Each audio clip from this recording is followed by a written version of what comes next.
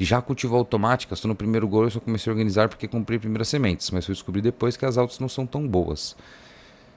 Olha, a gente vai entrar num debate quase que político aqui de falar se elas são boas ou não são, tá? A primeira coisa que eu acho que você tem que entender é o que você quer tirar com isso. Qual resultado você quer ter em cima disso, né? Isso que eu quis dizer. Se você quer colher ali um resultado pessoal, se você está falando para o seu próprio consumo, se você quer aprender também, você não quer só colher, né? Você quer aprender e melhorar ali suas técnicas em relação ao cultivo, cara, basicamente elas não são ruins. Elas são ótimas para você ver elas crescerem, ter os primeiros erros, os primeiros acertos, colher a primeira planta. A questão de elas serem boas ou ruins, tá, é uma questão muito pessoal, tá? É isso que eu quero tirar um pouco da jogada. Agora, o que eu posso dizer tecnicamente são as automáticas. As automáticas ela tem um tempo limite para floração, então elas vão florir independentemente do que a gente faça. As fotoperíodos, pelo menos, a gente tem um controle de quando que elas vão florir. Ou seja, fica na nossa mão, né, principalmente no cultivo indoor, onde a gente controla a luminosidade, decidir quando que ela vai florir. Já a automática, ela não tem mais isso. Então não é quer dizer de ser bom ou ruim. É a questão de tipo, uma planta que vai florir automaticamente, ou seja, você não tem esse controle, né? Você precisa tomar mais cuidados para que quando ela for florir, ela esteja saudável, ela esteja irrigada, ela esteja nas plenas condições ali de conseguir desenvolver, tá? Porque um erro numa planta automática pode custar uma boa parte do seu rendimento, entendeu? Quanto na fotoperíodo, se você errar, né, em alguma coisa, você tem um tempo ali, você tem um controle para decidir, não, eu vou esperar ela se recuperar um pouquinho para depois florir, né? Eu vou esperar ela crescer um pouco mais porque eu quero colher mais. Não, já está bom assim, eu vou colher desse tamanho mesmo, não tenho mais espaço, né? A automática você perde um pouco desse controle e cada manobra que você faz na automática, querendo ou não, você põe em risco ali o comprometimento do resultado. Tá? Então não é uma questão de ser boa ou ruim, é uma questão do que você precisa, tá?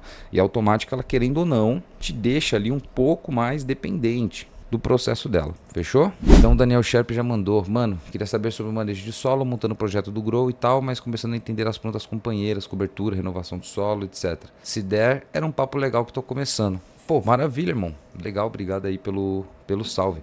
Primeira coisa importante para você falar, que você já respondeu, mas às vezes a gente perde um pouquinho, é essa questão de manejo de solo, cara. Manejar o solo é quase que você preparar uma receita ao longo do tempo, assim, né? A gente está acostumado numa lógica, às vezes, convencional de alimentar a planta, né? De achar que é a planta que se alimenta por si só. Quando a gente fala desse contexto que a gente chama de solo, né? Que é um conjunto de coisas ali que vão formar aquilo como solo, a gente tem não só a ação dos nutrientes, mas a ação da microbiologia. Então, o manejo do solo, Daniel, é você também pensar no manejo desses seres que ocupam o solo, tá?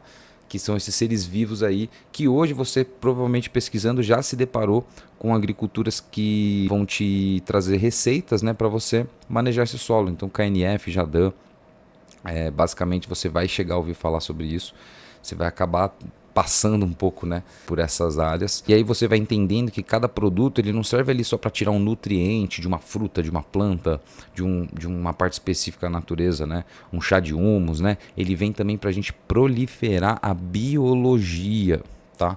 Então a gente proliferar esses agentes que vão trabalhar no solo. E aí o manejo do solo entra nisso. Então quando a gente começa a colocar esses agentes, essa microbiologia nessa equação, a gente começa a prestar atenção para não exagerar nos ingredientes, para a gente colocar ingredientes que também vão estimular essa microbiota, não só enriquecer a planta com algum nutriente. Então, isso tudo que eu estou te falando é o que a gente enquadra nesse manejo de solo. Um outro exemplo que você colocou aí, plantas companheiras, né? Por exemplo, cobertura. Entre essa técnica, a gente colhe diversos benefícios para o manejo de solo. Então, fazer uma planta companheira não é somente colocar algo ali no solo para a gente fornecer nutrientes, mas também para a gente reciclar alguns, estimular a vida e a microbiota. Então, é mais ou menos esse exemplo, ele é bom porque é isso. Ele não, a planta companheira não vai colocar um nutriente ali no solo para você, ela não vai colocar nitrogênio ali, né?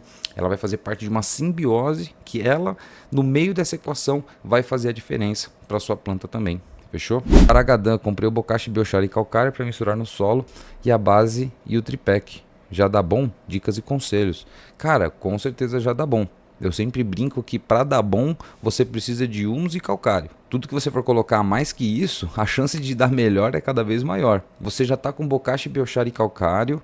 Eu posso até fazer um geral, rapaziada. Não sei. Posso fazer um recap geral aqui sobre todos esses insumos também, né? Cara, o bocashi, ele já vai ser uma base de carbono ali, ou seja, um carbono que vai se transformar em nutrientes a partir do consumo dos micro-organismos, bem rica. Então ele é bastante rico em carbono, assim como o biochar, certo? Porém, os dois, juntos ou separados, eles também têm funções biológicas, ou seja, as funções extras curriculares, digamos assim, quase que uma especialização ali, para enriquecer biologia. Então eles já são enriquecidos biologicamente antes na sua fabricação, né, para que a gente inicie ali uma cultura de micro-organismos para quando for no seu solo ela já esteja mais forte, mais resistente e disposta a colaborar mais ali com o seu solo. Segue com calma. A melhor dica que eu tenho, seja para os kits, né, pro tripé que você chamou aí da Organo, né? Lembrando que eles não são tripé, que são super dependentes um do outro, tá? Você pode usar separadamente. Esse tripé que você mantendo uma rega adequada, ou seja, tomando cuidado para não deixar secar, para não mexer no pH do solo, não molhar demais para não travar nutriente, né? Você fazendo pequenas estimulações com esse tripé, você já vai ter bons resultados, tá? Acredito que o principal resultado que você vai começar a colher é a facilidade, tá? Posteriormente você vai colher resultados mais cheirosos, digamos assim. O Matheus perguntou pro Baragada que o tripé da Organolab é isso mesmo, pelo que eu entendi do que ele falou. É isso aí, ele pegou o tripé da Organo. Eu não gosto muito dessa ideia de tripé, tá? Porque isso passa um pouco dessa dependência, assim. Então um é dependente do outro, você precisa de um para pôr o outro. Bets, usar pH e pH down, regular pH d'água interfere na vida microbiana do solo? Uso orgânico tem medo de matar a biologia. Irmão, interferir, tudo que você colocar vai interferir, seja positivamente ou negativamente, tá? O que eu te recomendo, cara? Se você está precisando colocar muito pH up e pH down na sua água, vale a pena procurar outras maneiras, tá?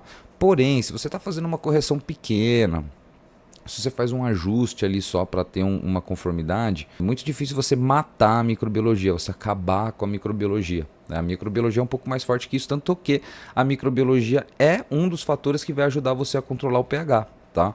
Uma coisa que a gente não pode confundir é a forma que a gente regula o pH em cultivos hidropônicos, minerais, e a forma que a gente regula o pH no orgânico, tá? Porque quando você usa um insumo orgânico normalmente fermentado, ele já vai ser um pouco mais ácido, tá? Então o fato de ele ser mais ácido, você pode usar para já fazer uma regulagem de pH down, digamos assim. Com isso, cara, além de usar o produto como um pH down, né, outros produtos, sem precisar usar necessariamente pH down, o pH up você pode estar fazendo com algum tipo de calcário. A gente tem o Volastonita no nosso site, que é o silicato de cálcio. Você pode dar uma olhada lá a partir desse daqui, ó. Ele também vai ser uma ótima fonte, uma ótima maneira ali de você estar tentando não, né? Começando a regular o pH com insumos sem ser com pH up e pH down. E claro que todos os probióticos, né? Quase todos os probióticos aqui, inclusive eu vou liberar mais uns MAS e um M5, também vão ter esse pH que você pode estar manejando. Fechou?